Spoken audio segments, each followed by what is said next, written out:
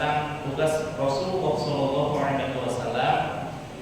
maka di sini ada himbauan dari musannif yang mana ini sedikit menukil dari Sirrul Asrarnya Tuan Syekh Abdul Qadir Al-Jailani.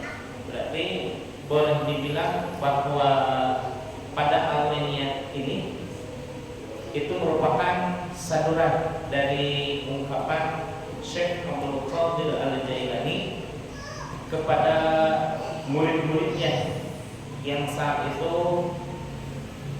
berada di Baghdad. Namun karena murid-muridnya tersebar ke seluruh dunia, jadi seolah-olah kita selain mendapatkan limpahan curahan hikmah dan juga petuah dari Syekh Ahmad Shahiful Wafa Tayyul Arifin, juga di alinea ini mendapatkan limpahan petuah dari Tuan Syekh Abdul Qadir Al-Jailani. Mana kalimatnya? Di sini ya. Bismillahirrahmanirrahim. Faya ayyuhal ikhwan, wahai sekalian para ikhwan. Kenapa di sini disebutkan ikhwan? Tidak ikhwan wal akhwat. Tidak disebutkan bapak-bapak dan ibu-ibu. Tidak disebutkan murid laki-laki dan murid perempuan. Ikhwan di sini sebagaimana kata rajul di dalam Al-Qur'an. Rajul bermakna laki-laki. Tapi kalau disebutkan rajul bukan berarti hanya laki-laki saja. Kenapa? Karena ada ungkapan dalam Al-Qur'an kalimat ar-rijaluna qawwamuna 'alan nisa, bahwa laki-laki itu adalah pemimpin dari perempuan.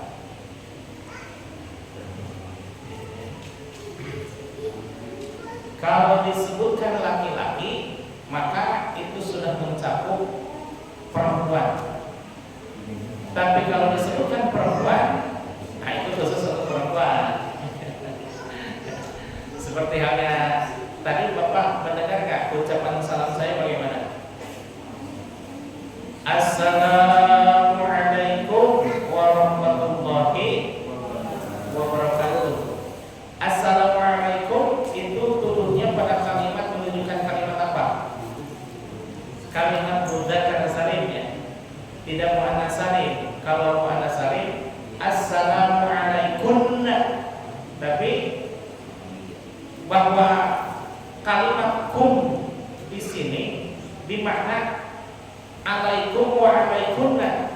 Jadi pembicara tidak usah menyebutkan assalamualaikum wa alaikumsalam warahmatullahi wabarakatuh. Tidak usah. Karena kum di sini bermakna seluruh yang hadir, baik laki-laki dan perempuan. Ya.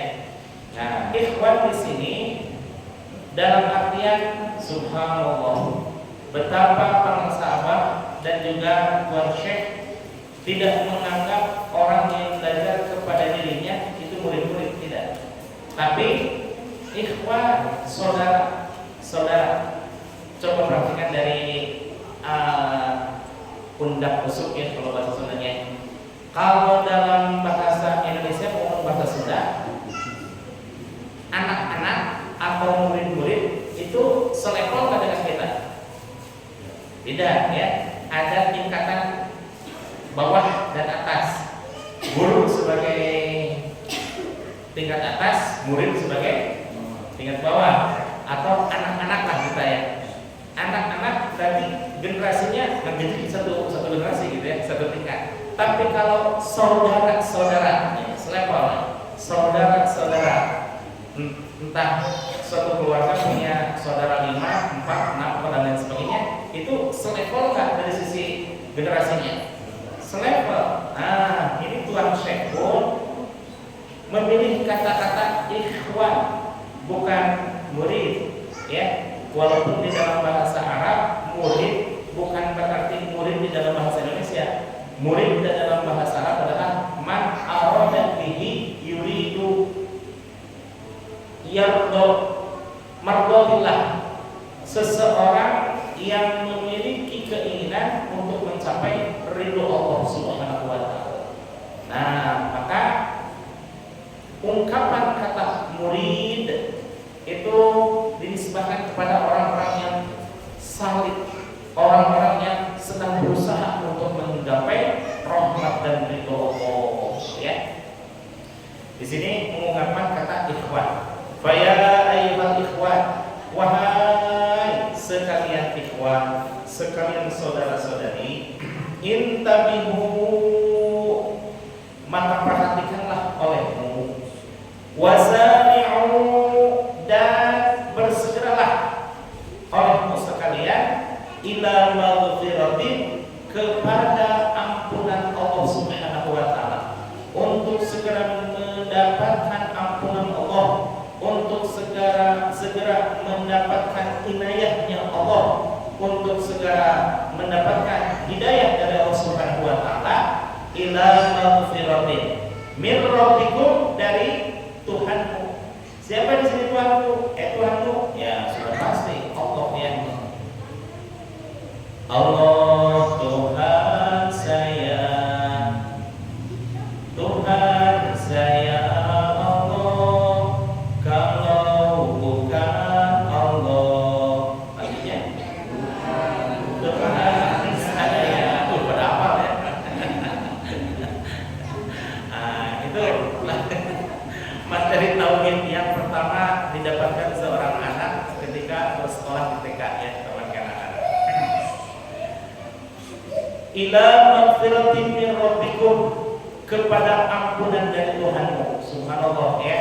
Maghfirah di sini dalam artian maghfirah itu ampunan dari Allah Subhanahu wa taala. Dan Rasulullah SAW betapa sangat istimewanya mencontohkan kepada kita sekalian, karena Rasul itu anak awal wajibin bima amartukum bi. Saya adalah orang pertama yang wajib melaksanakan apa-apa yang aku perintahkan kepadamu.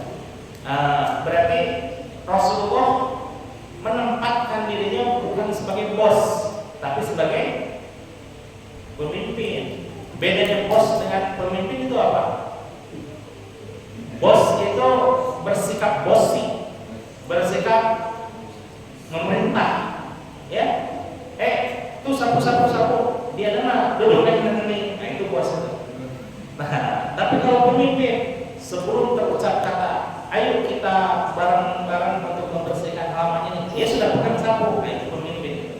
Nah, Rasul pun sama, ketika memerintahkan untuk beristighfar kepada para sahabatnya, dalam arti kepada umatnya, Rasul di dalam satu hadis menyatakan bahwa ini la astaghfirullah, saya beristighfar kepada Allah, wa atubu ilaihi, dan bertaubat kepadanya, aktsar min 70 marrah, sehari semalam lebih dari 70 kali. Allahu Akbar. Rasulullah beristighfar 70 kali. Dalam hadis yang lain ada tambahan, la astaghfirullah wa atubu ilaihi, saya beristighfar kepada Allah dan bertaubat kepadanya, fil yaumi, setiap hari setiap malam, 70 marrah, 100 kali. Dan istighfarnya Rasul dengan kita beda. Kalau kita mah ngejar hitungan, ya, misalkan 66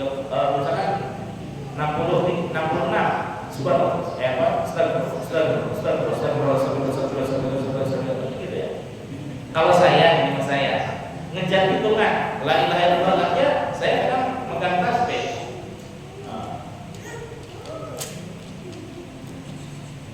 Kan di tasbih itu hitungannya 99, katakan 100 ngegelek. Sedangkan di dalam hitungan TKN itu 165. Berarti satu putaran ditambah dengan 2 bundel ini, ya.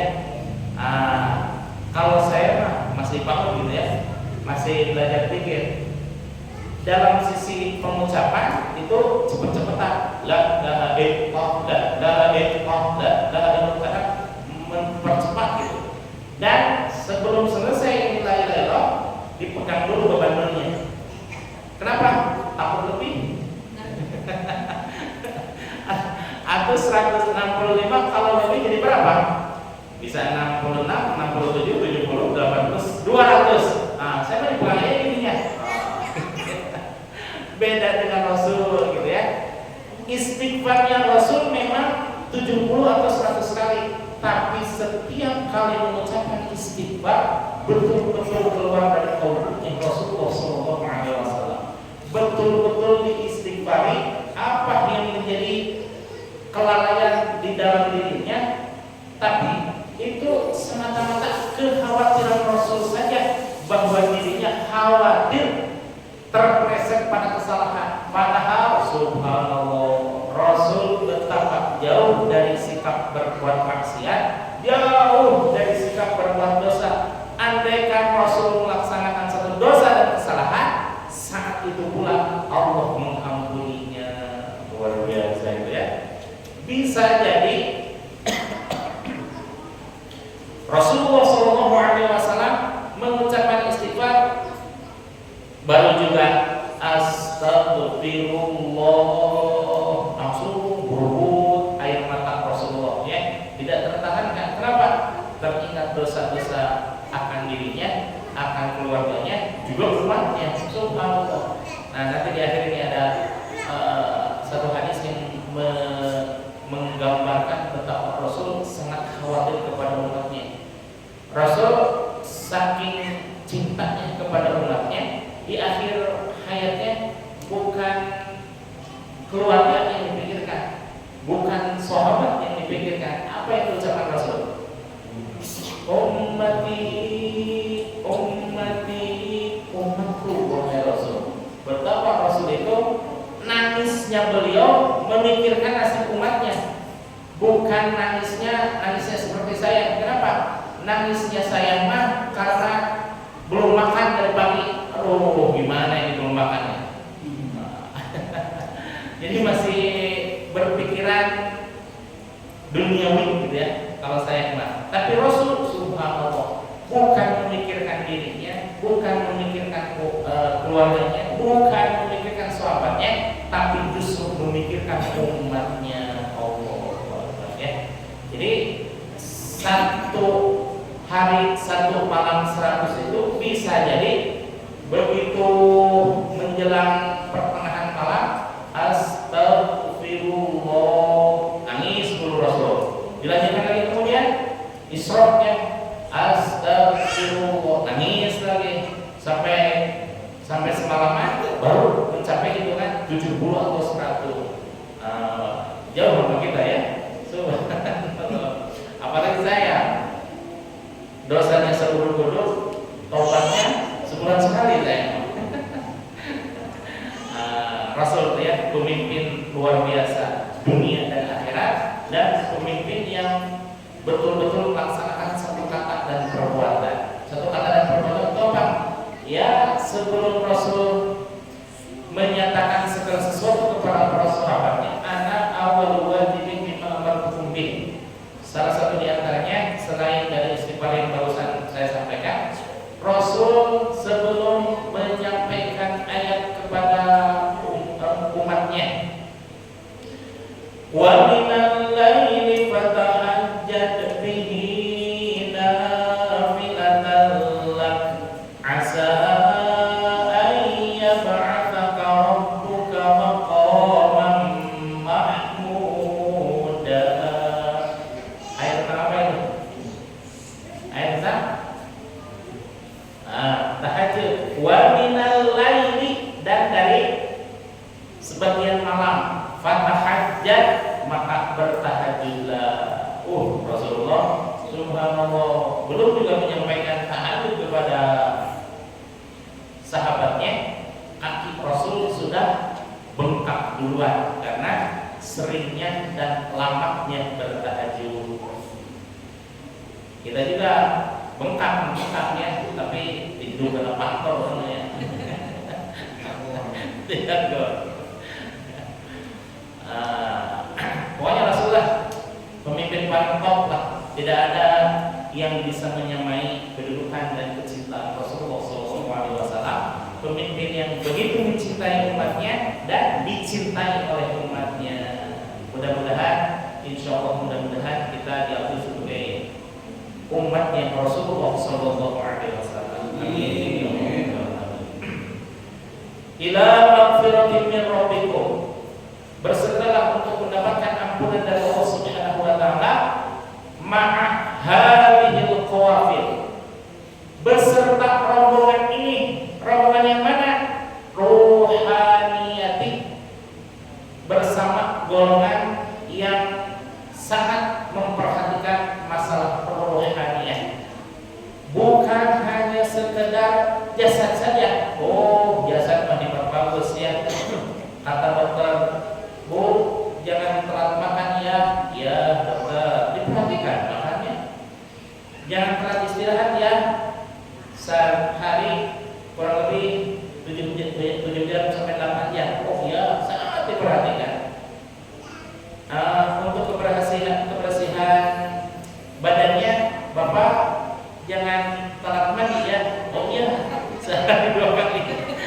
Bahkan pakai minyak wangi dan lain sebagainya, sangat memperhatikan. Tapi ketika urusan rohaniah, subhanallah, banyak yang terlena dan terlupa. Allahu Akbar, Allahu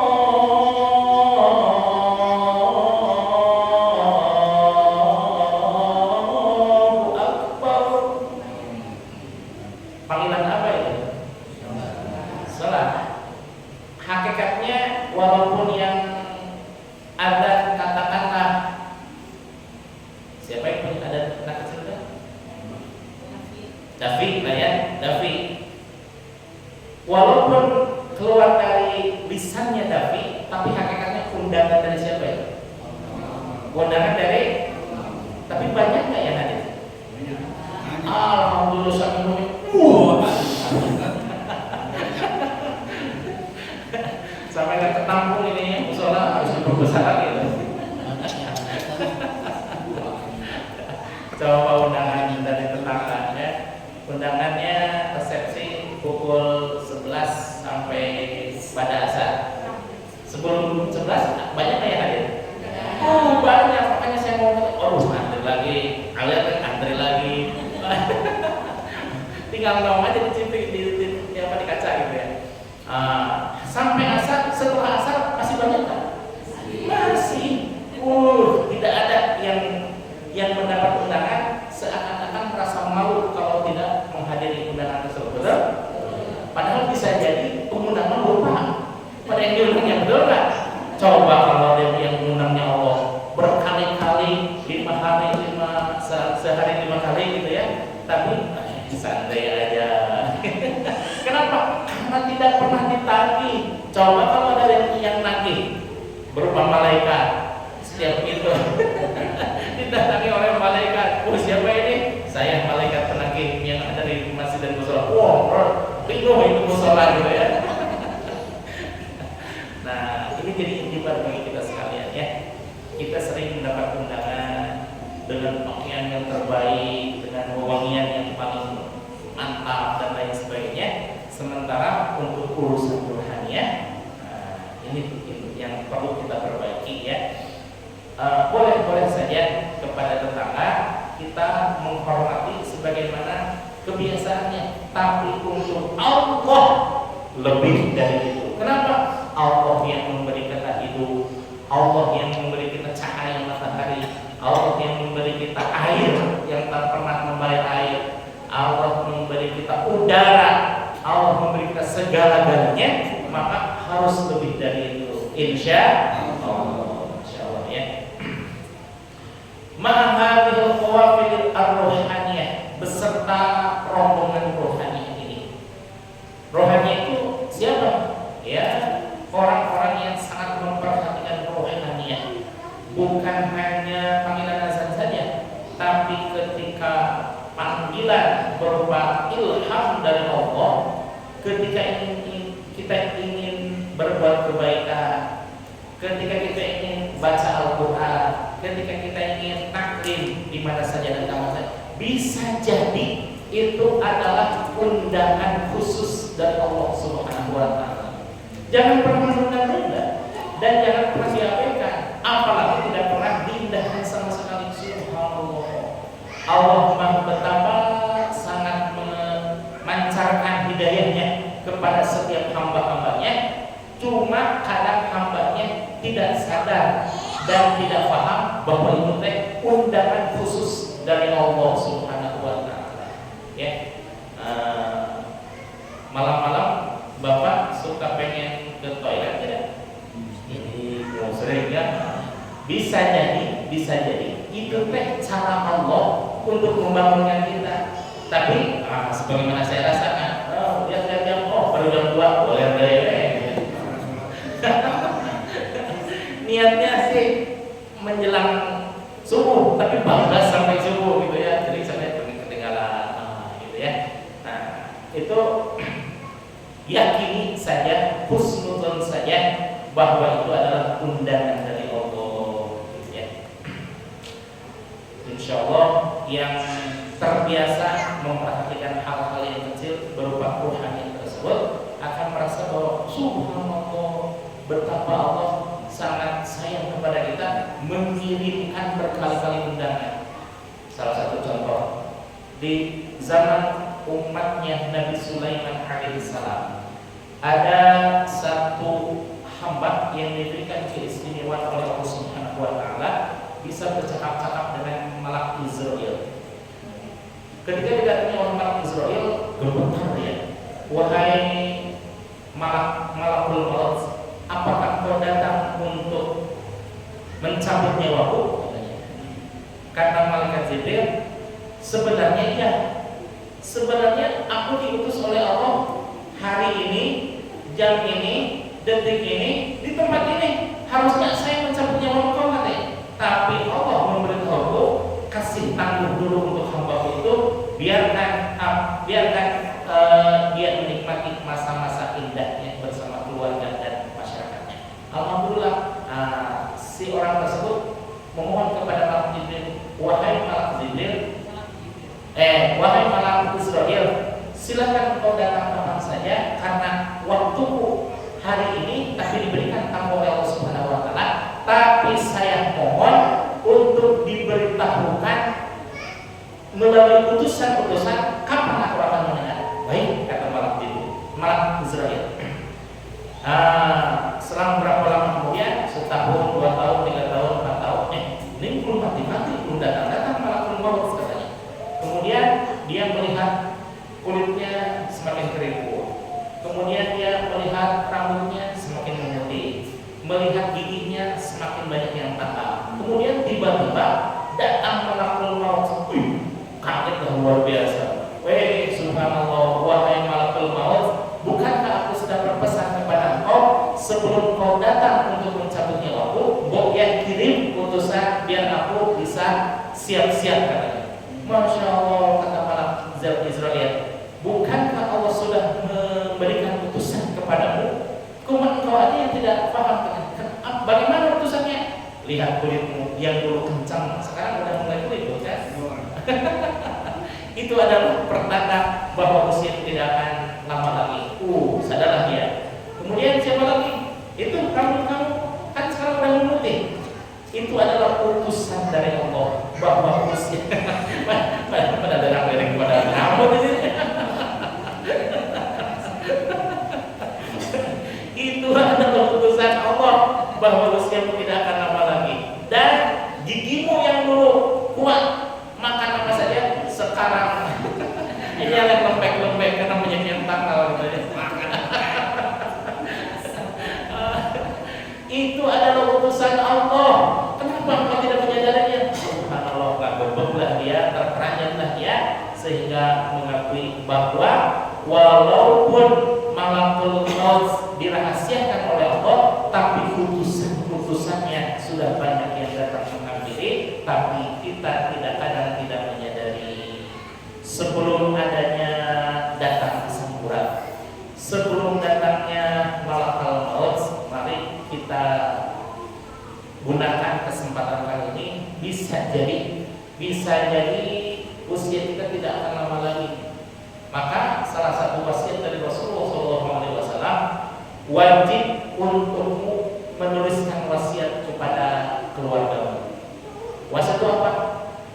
Bukan wasiat mah kadeknya eta sawah itu bagian si bungsu tuh, kalau ruko itu bagian si cikal. Bukan itu masalah remeh atau urusan dunia ya. Yang paling penting adalah urusan ukhrawi. Man, kalau aku meninggal, tolong jaga akidah Islamnya. Oh, itu kan indah ya. Perhatikan pendidikan anak-anak. Kalau perlu jual saja motor segala macamnya untuk pendidikan anak-anak dan lain sebagainya. Bagaimanalah setiap orang kan punya bahasa masing-masing. Nah, itu untuk menjaga secara tiba-tiba kita dijemput malakal maut. Kan tidak ada yang tahu ya. Karena ketidaktahuan inilah kita semestinya menjaga betul-betul dan mempersiapkan diri kita.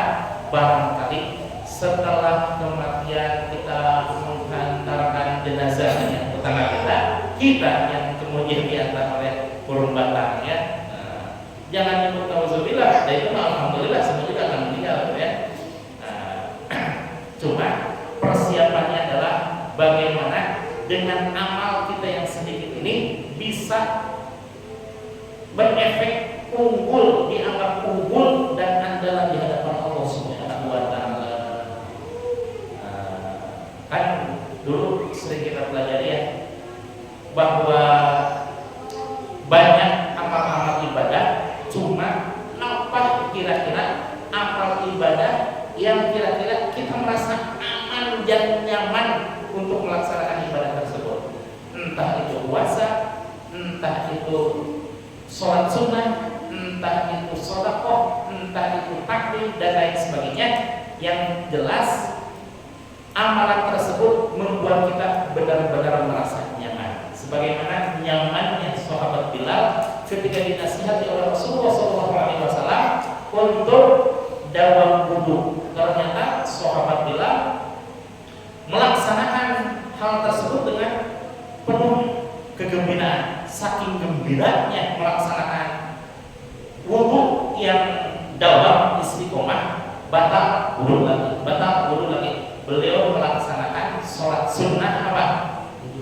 Syukrul wudu, gitu ya. Melaksanakan bersyukur kepada Allah Subhanahu wa taala telah melaksanakan wudu. Itu salah satu amalan sahabat Bilal yang menjadikan beliau asyaratun mubasyaratun bil jannah. 10 orang sahabat yang diberikan kabar gembira bahwa orang-orang tersebut insya Allah akan masuk surga. Insya Allah, mudah-mudahan kita walaupun tidak disebutkan sebagai asyaratun mubasyaratun bil jannah, mudah-mudahan alfun mubasyaratun bil jannah gitu.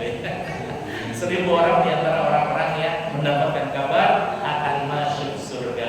Amin ya Allah ya Rabbal.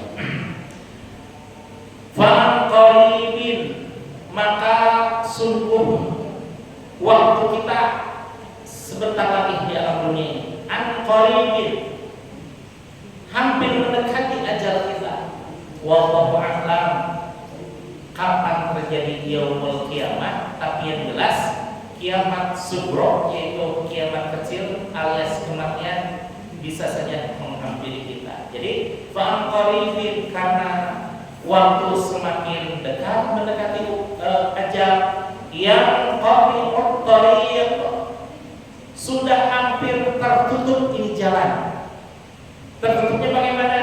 Tertutupnya ruhaniah ini karena sedikitnya orang-orang yang diberikan izin oleh guru-gurunya, kesannya oleh Rasulullah SAW untuk memberikan talqin zikir. Yang qari'ut, sungguh akan semakin sempit ini kesempatan. Karena itu bersegeralah untuk mendapatkan jalan menuju mardotillah, dan juga jalan yang ditempuh oleh Rasulullah SAW. Wala yujadul rafiq, dan hampir saja di dalam kehidupan kita tidak menemukan orang yang betul-betul perhatian pada masalah rohaniah, pada masalah batiniah, pada masalah ukhrawiyah. Nah, andaikan ada orang yang betul-betul konsen pada masalah rohaniah, itu yang harus kita. Karena urusan dunia mah sekalipun loba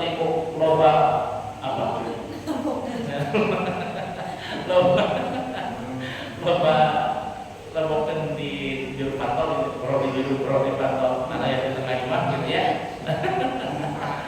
Semuanya itu tidak akan dibawa kalau tidak mendapatkan ridho Allah. Dan orang-orang yang yujadu rafiq, yang mementingkan masalah ukhrawi, itu adalah sangat sedikit. Subhanallah, hanya sedikit orang yang berjalan di urusan akhirat.